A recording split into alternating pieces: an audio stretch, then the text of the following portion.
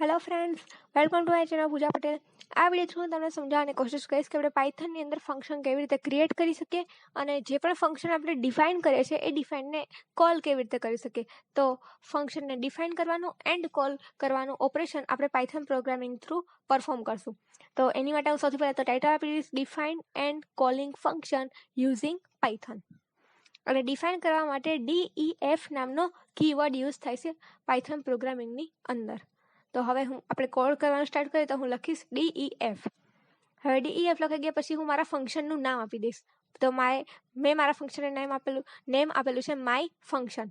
ફંક્શનને નેમ જ્યારે આપણે અસાઇન કરી દઈએ એની પછી પણ આપણે એક કોલન લખવાનું હોય છે.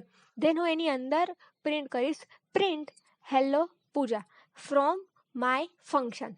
મતલબ કે ફંક્શનની અંદરથી કોઈ વેલ્યુ પ્રિન્ટ કરાવશું તો ધેટ્સ વાય મેં આ પ્રિન્ટ નામનું સિન્ટેક્સ લીધેલું છે.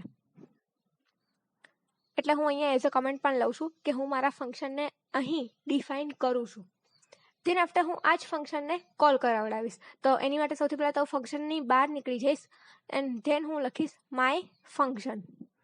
માય ફંક્શનને કોલ કરાવડાવતી વખતે એનું જે બ્રેકેટ્સ હશે એ આપણે બાજુમાં લખવો પડશે. અગર આપણે તે નહીં લખીએ તો આપણે ફંક્શનને કોલ નહીં કરી શકીએ.